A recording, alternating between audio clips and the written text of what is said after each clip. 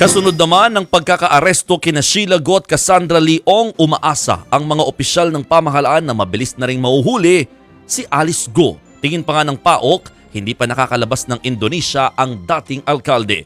Yan ang pampagising na balita ni Rainiel Pawis. Ang babaeng nakapink na bag ay ang sinibak na mayor ng Bamban Tarlac na si Alice Go. Kuha raw ang litrato nitong July 21 sa Kuala Lumpur International Airport sa Malaysia. Papunta raw niya ng Singapore si Go. Hindi pa man matukoy ng mga otoridad kung sino ang babaeng kasama ni Go. Nagtutugma kasi yung mga timeline ng pictures at saka yung immigration records na nakuha natin doon sa Immigration Bureau netong Malaysia. Ayon sa Bureau of Immigration, sa Singapore na malagi si Go ng ilang araw.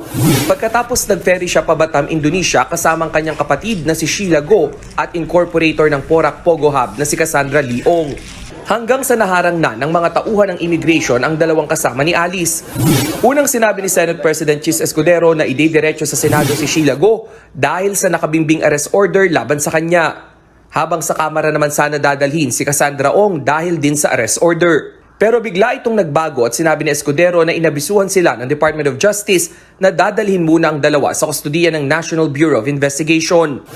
Nag-usap-usap po kami and we came to an agreement that it would go through the proper processes.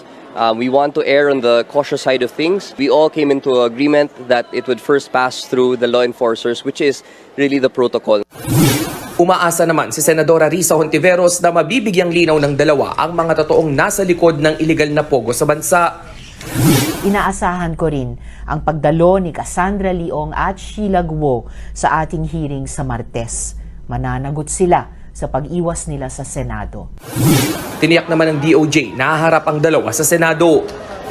We will have to wait until the whole process is finished, and for sure during the hearings we will make sure that they are present. Ang tanong ngayon, nasaan naman si Alice Go? Si Alice Leal Guo ay hindi nila namataan kahapon hanggang kanina doon sa Batam, Indonesia. Pero wala rin silang sinabi na nakalabas na po ito ng bansa. So, malakas ang aming paniniwala na si Alice Leal Guo, si Guwaping, nasa loob pa ng Indonesia. Umaasa si Escudero na makababawi ang Bureau of Immigration sa aniyay kahihiyang idinulot ng pagpuslit ni Go. Para naman kay Senador Win Gatchalian na isa rin sa mga nangunguna sa Senate hearing laban kay Go, malapit nang mapanagot sa batas ang sinibak na alkalde. Nagbabalita mula sa Frontline, Rainiel Pawid, News 5.